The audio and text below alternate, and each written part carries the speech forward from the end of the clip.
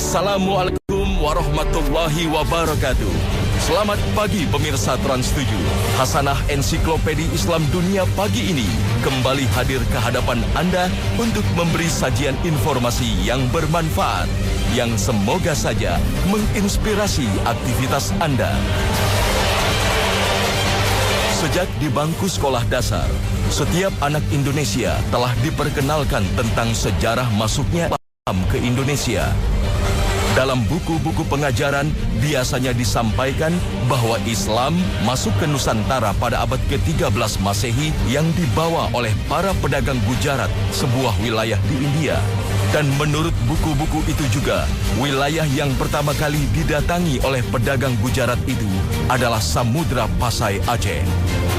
Teori Gujarat terbantahkan oleh ditemukannya sebuah batu nisan dari Fatimah binti Maimun bin Hibatullah yang wafat pada 475 Hijriah atau 82 Masehi yang ditemukan di Leran, Gresik.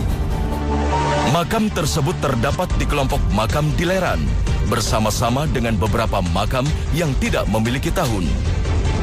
Jenis nisan pada makam-makam tersebut seperti yang ditemukan di Campa, berisi tulisan yang berupa doa-doa kepada Allah. Bukti lain adalah temuan harta karun kerajaan Tiongkok dan kerajaan Persia dari bangkai kapal karam berusia 1000 tahun di perairan Cirebon baru-baru ini, menunjukkan bahwa Islam sudah ada di Indonesia sebelum abad ke-13 Masehi. Sebagai ganti teori tersebut, diperkenalkanlah teori Mekah. Teori ini menyebutkan bahwa Islam masuk ke Indonesia pada abad ke-7 Masehi yang langsung dibawa oleh para pedagang Arab. Teori ini diperkenalkan oleh Buya Hamka, Alwi Shihab, Ahmad Mansur Suryanegara, dan beberapa ahli sejarah lainnya. Menurut teori ini, Islam datang ke Indonesia jauh sebelum datangnya para pedagang Gujarat. Islam datang ke Indonesia pada abad ke-7 Masehi atau awal abad Hijriah pada masa pemerintahan Khulafaur Rasyidin. Dan agama Islam langsung diperkenalkan oleh para saudagar dari Mekah, Madinah, dan sekitarnya. Teori ini diperkuat oleh beberapa literatur Cina yang menyebutkan bahwa menjelang seperempat abad ke-7 Masehi telah berdiri perkampungan Arab Muslim di pesisir pantai Sumatera. Di perkampungan ini, orang-orang Arab bermukim dan menikah dengan penduduk lokal dan membentuk komunitas-komunitas Muslim. Hal ini tidaklah mengherankan karena Kepulauan Nusantara sejak abad ke-7 telah dijadikan jalur perdagangan oleh para saudagar Arab yang memasuki Cina jalur laut. Kesimpulan itu didasarkan pada manuskrip Cina pada periode dinasti Tang. Manuskrip Cina itu mengisyaratkan adanya permukiman Arab di Cina yang penduduknya diizinkan oleh kaisar untuk sepenuhnya menikmati kebebasan beragama. Dan Cina yang dimaksudkan dalam manuskrip pada abad pertama Hijriah itu tiada lain adalah gugusan pulau-pulau di timur jauh, termasuk Kepulauan Indonesia. Dari manuskrip Cina itu pula dapat informasi jalur penyebaran Islam di Indonesia. Disebutkan masuknya Islam bukanlah dari 3 jalur emas, Arab, India, dan Persia, sebagaimana tertulis dalam buku-buku sejarah selama ini, melainkan langsung dari Arab yang dibawa oleh para pedagang Arab. Teori Mekah ini juga menunjukkan bahwa Islam telah ada di Nusantara sejak abad ke-7, yang artinya Islam di Nusantara telah berumur 14 abad, hampir sama dengan umur Islam di Timur Tengah yang merupakan tempat lahirnya Nabi Muhammad SAW.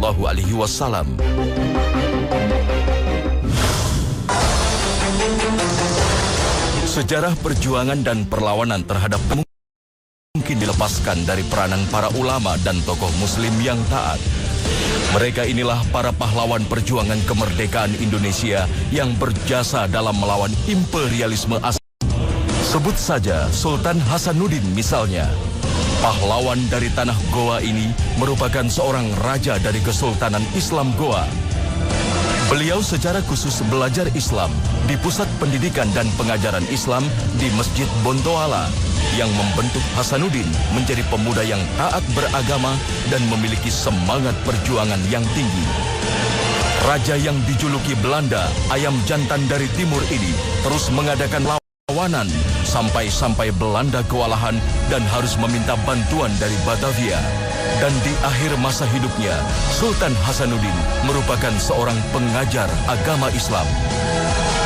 Demikian juga dengan Kapiten Pattimura. Sebagian ahli sejarah berpendapat bahwa Kapiten Pattimura yang bernama Thomas Matulesi adalah penganut. Menurut sejarawan Mansur Suryanegara, nama asli dari Pattimura adalah Ahmad Lusi atau dalam bahasa Maluku disebut Mat Lusi, lahir di Hualoi, Seram Selatan. Ia bangsawan dari kerajaan Islam Sahulau yang saat itu diperintah Sultan Abdurrahman. Dan Pattimura muda adalah seorang Muslim yang taat. Monopoli perdagangan oleh VOC dan kewajiban-kewajiban berat yang dibebankan pihak kompeni kepada menjadi pemicu Pattimura untuk melakukan perlawanan. Dengan dikomandani Pattimura, rakyat Maluku melakukan perjuangan bersenjata terhadap penjajah Belanda. Pattimura terus melakukan perlawanan sampai berakhir di tiang gantung pada tahun 1817. Jika di Indonesia Timur ada Hasanuddin dan Pattimura, maka di Pulau Jawa ada Pangeran Diponegoro. Beliaulah pemimpin perang terbesar yang pernah terjadi antara bangsa Indonesia dengan penjajah Belanda. Muak dengan kelakuan penjajah yang sewenang-wenang, menjadi pemicu Pangeran Diponegoro untuk mengobarkan Perang Sabil atau yang akhirnya dikenal sejarah dengan nama Perang Diponegoro. Perang sengit terjadi di berbagai front, baik di desa maupun di kota. Pangeran Diponegoro bukanlah sekedar pahlawan nasional yang berjuang melawan Belanda semata-mata karena urusan tanah dan tahta. Lebih dari itu, Pangeran Diponegoro adalah seorang bangsawan Jawa yang mendalami serius agama Islam dan kemudian melawan penjajah Belanda dengan semangat jihad fisabilillah. Diponegoro adalah sosok pahlawan yang berani meninggalkan tahta dan kenikmatan duniawi demi mewujudkan sebuah cita-cita luhur, tegaknya Islam di tanah Jawa. Hal ini tampak dari ucapan Pangeran Diponegoro kepada Jenderal de Kock pada saat penangkapannya. Ia berkata, "Nama saya adalah Kanjeng Sultan Abdi yang bertugas untuk menata orang Islam yang tidak setia, sebab saya adalah Raja Islam Tanah Jawa." Para pahlawan nasional lainnya yang berjuang mengusir penjajah Belanda seperti Cut Nyak Dien, Cut Mutia, dan Tengku Umar di Aceh, Imam Bonjol di Sumatera Barat, Sultan Ageng Tirtayasa di Banten, mereka semua adalah para tokoh-tokoh Islam yang terhormat, baik sebagai sultan, bangsawan, ataupun sebagai ulama. Fase berikutnya perjuangan bangsa Indonesia lebih banyak dilakukan lewat jalur politik, pendidikan, dan sosial, meskipun dalam beberapa tempat peristiwa konfrontasi bersenjata tidak terelakkan.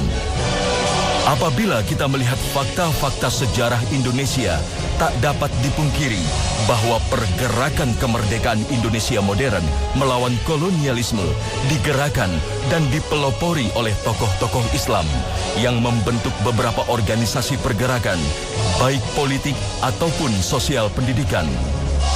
Dan sebagian besar aktivis perjuangan tersebut adalah para ulama dan tokoh Islam yang bergerak karena ketidakadilan yang mengusik nurani mereka.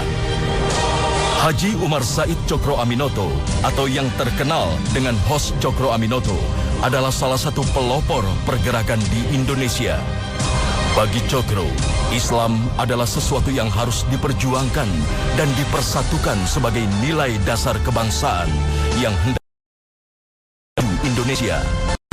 Sebuah spirit besar muncul dari diri Cokro, yakni setinggi-tinggi ilmu, semurni-murni tauhid, sepintar-pintar siasat.